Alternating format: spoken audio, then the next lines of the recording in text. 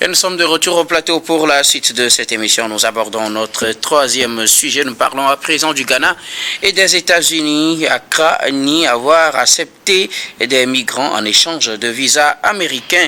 Et c'était la grande polémique. Des migrants américains ont été transférés vers le Ghana. Le Ghana également qui les a transférés vers d'autres pays. On a suivi cette polémique avec certains qui sont transférés vers le Togo. Et l'on a accusé le Ghana d'avoir trouvé un deal avec les États-Unis afin de pouvoir recevoir certains migrants expulsés des États-Unis et en retour obtenir des faveurs pour une levée de certaines restrictions des visas accordées au Ghana. Nous savons que les États-Unis, avec la politique du président Donald Trump, ont imposé de nouvelles restrictions aux pays devant bénéficier des visas.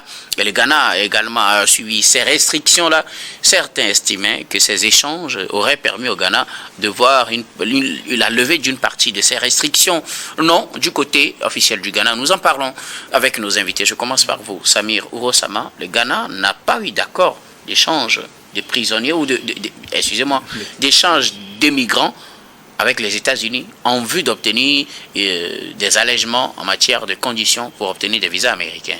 Mais c'est un peu paradoxal, docteur Guillaume, parce que comment comprendre que ces événements-là se soient coïncidés? Comment comprendre que cela se coïncide véritablement? C'est-à-dire, au même moment que le gouvernement ghanéen nous annonce qu'il y a un accord qui a été trouvé entre le Ghana et puis les États-Unis d'Amérique à la suite donc des négociations diplomatiques pour permettre à ce que un certain nombre de ressortissants des pays donc de l'Afrique de l'Ouest puissent avoir comme destination première donc le Ghana, le temps pour eux de pouvoir prendre une décision et voir dans quelle direction ils vont pouvoir prendre. Comment comprendre qu'une telle décision donc des autorités ghanéennes et un tel engagement de ces autorités-là vis-à-vis donc des autorités américaines se coïncide par des mesures fortes qui ont été annoncées par les États-Unis d'Amérique, comme quoi le Ghana soit sorti donc de cette liste de restrictions donc de délivrance de visas. Bon, parce que vous savez que les citoyens ghanéens bénéficiaient donc des visas d'une durée maximum de 5 ans. Cela a été réduit à 3 mois entre-temps par rapport aux nouvelles mesures d'immigration qui ont été prises par les autorités américaines. Et ensuite, que dans cette même lancée-là, qui est un pourcentage donc des droits de douane qui ont été appliqué donc à l'économie ghanéenne de 15% d'ailleurs pour être précis, et que dans cette lancée-là, les autorités ghanéennes nous annoncent qu'il y a de possibilités à ce que le pays soit encore bénéficiaire donc de ce programme de l'AGOA pour permettre donc aux produits ghanéens de pouvoir avoir comme destination les États-Unis d'Amérique. Donc c'est véritablement paradoxal. Une certaine coïncidence, est-ce que c'est le hasard ou est-ce que c'est à la suite donc des décisions qui ont été prises donc par les autorités ghanéennes? Et moi, je suis pour cette deuxième possibilité-là, je suis pour cette deuxième approche, comme quoi les États-Unis ont proposé un deal aux autorités ghanéennes, et dans cette posture-là, Dieu seul sait combien de pays peuvent résister au président américain Donald Trump. Dieu seul sait combien de dirigeants africains se trouvant dans la même situation que le Ghana, parce que le Ghana ne se porte pas bien économiquement. Le Ghana a des problèmes sur le plan économique. Le président actuel a hérité d'un pays dont l'économie souffre. Donc ils ont besoin de soutien de taille. Les États-Unis d'Amérique, c'est la première puissance économique du monde véritablement. Donc Dieu seul sait combien de pays africains peuvent résister véritablement à cela. Et donc, je pense que c'est l'approche la plus plausible véritablement, parce que cela renforcerait véritablement l'image donc du Ghana à l'international. On les sort de ces restrictions-là. Ça permet aux citoyens ghanéens de pouvoir voyager, faire du commerce avec les opérateurs économiques des États-Unis. Ça permet aux États-Unis de voir son économie souffler véritablement de ces droits de taxes-là, véritablement, qui ont été revus aussi. Et ça permet aux produits ghanéens, parce que vous savez que les produits ghanéens se retrouvent abondamment aux États-Unis, dans les supermarchés africains, là-bas aux États-Unis. Donc ça permet aux produits là de pouvoir avoir comme destination aussi les États-Unis. Et ça fait des ressources supplémentaires pour l'économie ghanéenne. Donc, qui peut résister à cette offre-là? Et donc, diplomatiquement, on n'a pas encore eu la position donc, des États-Unis sur le deal qui les lie véritablement au Ghana. Mais en tant qu'analyste et par rapport aux opinions qui sont véhiculées sur cela, je pense que je pencherais beaucoup pour cette approche-là, même si les autorités nient pour préserver, je pense, cette image de souverainiste, cette image de souveraineté, cette image d'avoir toujours le contrôle des décisions qu'on prend véritablement. Moi, je l'ai toujours dit, comment voulez-vous réclamer votre souveraineté, vous réclamez de souverainistes si votre économie dépend fondamentalement de l'extérieur, si vous n'avez pas la maîtrise de votre économie. Et c'est la plupart, c'est la réalité dans la plupart de certains pays, notamment les pays de l'AES véritablement. Et donc je pense que nous devons être sérieux d'abord dans les deals que nous concluons avec ces puissances occidentales-là, et prendre en compte l'intérêt supérieur donc du peuple africain, notamment du peuple ghanéen. Selon le porte-parole du président ghanéen, ce n'est pas un deal, les deux faits ne sont pas liés. La diplomatie ghanéenne a travaillé, le Ghana entretient de très bonnes relations avec les États-Unis, et le Ghana n'a pas de restrictions de visa, on n'impose pas de visa aux pays ouest-africains. Du coup, le pays a accepté de recevoir des migrants qui sont en majorité des migrants ouest-africains, oui, et pourront venir sur le territoire ghanéen le temps de trouver le moyen de rentrer chez eux sans être empêchés de venir au Ghana, tout simplement. C'est pourquoi le Ghana a trouvé une entente avec les États-Unis, mais cela n'a rien à voir avec les questions de visa. Pour les visas, la restriction ou la levée de certaines restrictions, c'est dû tout simplement à l'efficacité de la diplomatie ghanéenne. Est-ce que vous pensez que c'est le Ghana qui est le seul pays africain qui n'impose pas de visa aux ressortissants des autres pays africains? Mais l'autre aspect, le Ghana a une bonne diplomatie peut-être. Ouais. Mais est-ce qu'ils qu'ils ont avancé comme argument? Mais est-ce qu'ils sont les seuls à avoir une meilleure diplomatie? Vous n'avez pas pensé pourquoi est-ce que les autres pays, au-delà donc de leur position, parce que le Ghana n'est pas la meilleure puissance ou la meilleure économie au niveau donc de l'Afrique de l'Ouest, au niveau de la CEDEAO. Il y a des géants comme le Nigeria par exemple et tout. Et donc je pense que ils peuvent tenter de trouver des arguments et tout. Mais vous n'y croyez pas du tout. Mais beaucoup de Ghanéens n'y croient pas. Beaucoup de Ghanéens, il faut commencer par là. Beaucoup de Ghanéens n'y croient pas véritablement. Et vous savez, avec le président américain Donald Trump, tout finit par se savoir. Un jour, il va lâcher ça. Il va dire que bon, avec les Africains, sur l'affaire du Ghana, il a fallu que je prenne mon téléphone et tant. Donc, je pense que la vérité finit par triompher. Si aujourd'hui, il tente donc de cacher la vérité par les doigts, à un moment donné, les doigts vont lâcher et la vérité finit par surgir. Merci beaucoup. Pour vous, la vérité, c'est qu'il y a bel et bien eu un deal entre les États-Unis et le Ghana sur cette affaire de visa. Alors, Dieudonné, qu'en pensez-vous? Le Ghana estime qu'il n'y a pas eu d'accord. C'est juste à cause de l'efficacité de la diplomatie ghanéenne qu'on a revu ces conditions de visa pour le Ghana. Et pour ce qui concerne les migrants, on a de très bonnes conditions pour permettre aux étrangers de vivre sur le sol ghanéen. Et donc, les États-Unis ont vu cela. Ils ont accepté d'envoyer certains migrants ouest-africains au Ghana. Mais je commencerai mes propos en posant la question, où est le problème? Où est le problème? Même si le Ghana a accepté sa position d'échange migratoire contre la facilitation de visa, c'est dans l'intérêt de sauf que le Ghana n'a jamais accepté cela. Non, mais écoutez, c'est moi qui pose la problématique. Ouais. Où est le problème? En réalité, il n'y a pas de souci à ce niveau. Ça viole les droits humains. Non, mais écoutez, attends. Quels droits humains? Ceux qui ont été expulsés, Manu Militari. Alors, si vous acceptez les accueillir, non, mais écoutez, si vous n'êtes pas militant des questions des droits humains. Accepte offrir son hospitalité à des gens qui sont en détresse. Pourquoi les pays ressortissants n'acceptent pas? Non, là n'est pas le problème. Là, il faudrait alors que ce soit les migrants eux-mêmes qui annoncent leur volonté de venir au Ghana. Non, mais écoutez, est-ce qu'ils avaient le choix? Voilà.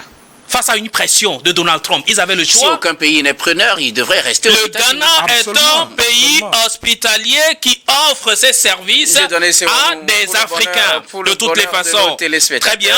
selon le droit international, si il devrait arriver que le migrant quitte les États-Unis, et s'il n'y a aucun pays preneur, les États-Unis sont obligés de les garder. Donc, et s'ils veulent quitter les États-Unis, ça veut dire dans quel pays ils veulent aller en tout cas. Dans quelles conditions les garder par force? Vous voyez Donald Trump aujourd'hui qui joue au totapotentia à la tête des États-Unis d'Amérique. Et vous voulez que les migrants africains, écoutez-moi bien, africains soient victimes de cette façon de gouverner en mettant en avant l'American before, l'Amérique d'abord. Et tout est possible pour pouvoir même brimer le droit. Qu'est-ce qui est plus important? Pour vous, Dieudonné Sewonou, ça ne pose pas de problème. En premier lieu, moi, ça ne me pose pas de problème. Le Rwanda et le Royaume-Uni aussi n'auraient pas posé de problème, bien évidemment. Ça ne me pose et tous ces accords avec tous ces pays qu'on accuse le Soudan et tout ça, ne pose pas de problème. En premier lieu, d'accord? Maintenant, aujourd'hui, il y a une coïncidence avec la restriction à l'égard des pays africains, dont le Ghana. Est-ce qu'a dit, c'est parce que le Ghana a accepté une position des États-Unis d'Amérique que la situation est allégée à son égard. Alors, l'octroi de visa américain aux Ghanéens, est-ce dans l'intérêt des Ghanéens ou dans l'intérêt de qui? Des États-Unis d'Amérique? La gouvernance, c'est un compromis à tous les niveaux. Nous parlions tantôt d'un compromis raté au niveau de la RDC et le Rwanda. Alors, lorsqu'on est en position de faiblesse, il faut savoir aller en compromis. Alors, si on va en compromis, dans l'intérêt de son peuple, je ne pense pas qu'on serait en train de pécher à ce niveau. Que le droit international, qu'est-ce que le droit international face à l'intérêt d'une vie africaine? Et c'est justement pour protéger l'intérêt d'une vie qu'il y a le droit international. Bien évidemment, aujourd'hui, est-ce que les États-Unis d'Amérique sont dans la logique de respecter ce droit international en gardant les Africains sous pression, étouffés là aux États-Unis d'Amérique? Qu'est-ce qui est plus intéressant que de libérer les Africains à regagner des pays africains au lieu de les traquer là-bas comme des chiens?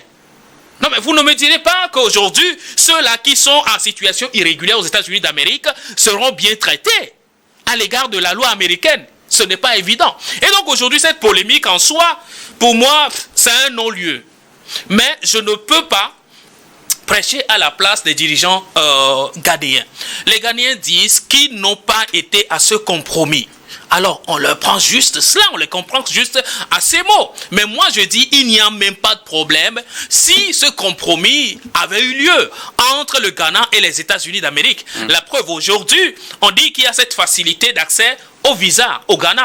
Comment dirais-je? Oui, au Ghana, mais dans d'autres pays également. Il y a des citoyens qui grincent les dents parce que leur pays n'ont pas arrivé à soit une sorte de diplomatie pour permettre à ce que l'octroi de visa puisse continuer. Alors, entre ces deux cas-là, qu'est-ce qu'on choisit? Aujourd'hui, quand on va retrouver des migrants expulsés des États-Unis vers le Ghana, en train de trimer au Ghana, là, on parlera des droits humains.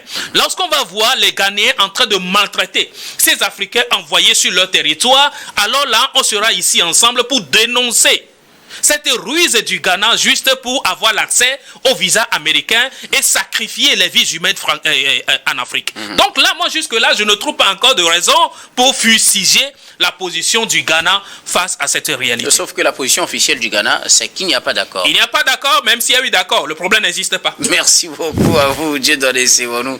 Comme Yves-Valentin Mayaba, quelle est votre réaction? Le Ghana nie avoir conclu un accord avec les États-Unis pour avoir des allègements de conditions de visa en échange des migrants expulsés des États-Unis. Cette question-là, elle est embarrassante parce que chaque État a sa diplomatie. Et depuis longtemps, vous savez que le Ghana met une diplomatie à l'égard des États-Unis parce que même si au Togo, ici, vous savez, souvent les gens quittent à travers le Togo, enfin du Togo, à travers le Ghana pour voyager, aller aux États-Unis, que c'est plus facile, les conditions sont plus légères, il y a moins de contracterie et tout ça là. Les gens savent que le rapport qui existe entre le Ghana et les États-Unis, c'est des rapports de bon voisinage. Et ils ont toujours mené cette politique, cette diplomatie qui a toujours intéressé les États-Unis. Si aujourd'hui les États-Unis demandent au Ghana, par exemple, d'avoir peut-être une possibilité d'amener ou de rapatrier les migrants et que le Ghana accepte par rapport, parce que c'est selon les conditions qui étudient que l'Amérique étudie, les États-Unis étudient les conditions dans lesquelles ces réfugiés seront maintenus dans ces régions-là ou dans ces pays-là. Donc s'ils ont trouvé que là-bas, la démocratie peut-être peut permettre à ces migrants, avant qu'ils ne regagnent leur lieu respectif ou leur pays respectif, ils peuvent garder là-bas en attendant, et que cette diplomatie a été actée ou peut-être convenue des deux pays. Je pense qu'il n'y a pas de débat là-dessus. Mais ce qui me froisse un peu ou me sidère un peu, le fait qu'on pense que quand quelqu'un vous discutez, vous arrivez à un compromis, qu'on trouve que c'est mauvais parce que vous l'avez évoqué en disant, par exemple, selon le droit international. C'est vrai, le droit international voudrait que chaque individu ou chaque pays respecte ce que un citoyen peut avoir comme traitement ou ce qui est condition humaine. Si aujourd'hui les États-Unis acceptent, disent que non, tout ce que je ne veux pas chez moi, je sais qu'ils vont partir de chez moi, mais est-ce que vous pouvez les accueillir en attendant qu'ils regagnent leur lieu ou leur pays respectif? Et que le Ghana accepte. Le problème ne se pose pas à mon avis. Mais le fait qu'on l'habille en disant que c'est en contrepartie, c'est là le problème se pose. Maintenant, est-ce que c'est de façon officielle que ça a été dit, ou bien c'est des supputations? Personne ne sait. D'où vient cette contrepartie? Personne ne sait. Moi, à mon avis, il ne faut pas chercher à penser à des spéculations, à ce qui n'existe pas. Surtout que c'est le ministre ou c'est l'État ghanéen qui demande pour dire que non, malgré ce qui sort de façon non officielle, pour dire que c'est en contrepartie, n'est pas de notre ressort. Je pense qu'il vaut mieux prendre la partie officielle pour comprendre que les États-Unis et le Ghana ont des relations de bon voisinage.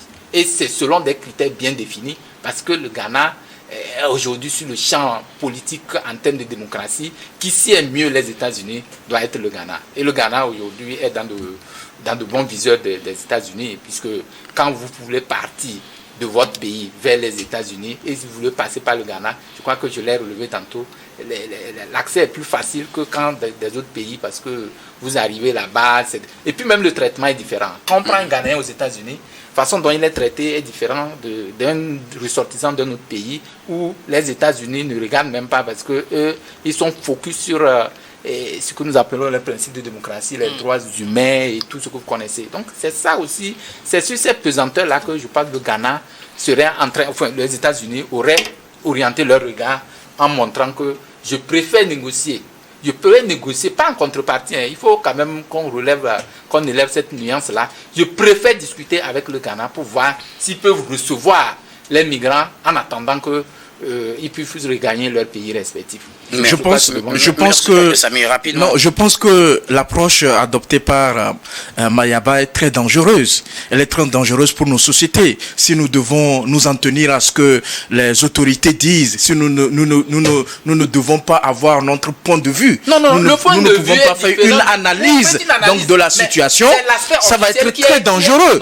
Parce qu'en fait, on ne peut pas comprendre que dans une situation pareille, que le Ghana puisse violer un principe général du droit international qui est de prendre en compte les droits humains dans toutes les décisions qui sont prises, notamment en respectant la volonté de celui qui a été expulsé donc du pays à avoir la destination de votre pays. Et donc, si on ne comprend pas les contours d'une affaire et on est en droit de pouvoir apporter un certain nombre vous n'avez pas les preuves en d'analyse. Est-ce que vous avez les preuves aujourd'hui? Est-ce que vous avez des preuves de ce que vous dites? C'est pourquoi la preuve, c'est qu'il y a un communiqué pour démentir. Mais la preuve, c'est que on s'est rendu compte que... Non, vous ne vous êtes pas rendu compte. Non, on s'est rendu compte qu'à la suite donc, de ces décisions qui ont été prises par les autorités ghanéennes, les autorités américaines ont apporté une réponse allégeant donc cette restriction-là en apportant certain nombre les États-Unis en apportant cet allègement par rapport au visa ghanéen, est-ce qu'a pu signifier clairement que c'est en contrepartie? Est-ce que vous connaissez le fonctionnement de la diplomatie? Justement, du moment où on ne connaît pas tout qu'on dit en diplomatie. Effectivement. Et donc nous devons faire ressortir et dire aux populations qu'en fait, au-delà de ce que nous voyons de façon visible, il y a des choses qu'on nous cache. Et nous devons pouvoir réclamer à ce que les autorités puissent faire toute la lumière. Parce que tôt ou tard, ceux qui ont apporté des mesures d'accompagnement ravitaillement à cette situation-là finiront pas parler. Votre analyse peut être biaisée. Ces autorités américaines finiront pas parler. Non, finiront. Les autres parlent d'abord. Pour le moment, les autres ont demandé. Vous ferez face à la réalité. Attendons ce grand jour-là pour pouvoir démentir. À vous, très chers invités, nous allons marquer une nouvelle pause. Et puis on reviendra tout à l'heure pour la dernière partie. Il faut quand même pas comprendre des supputations pour des accusations formelles.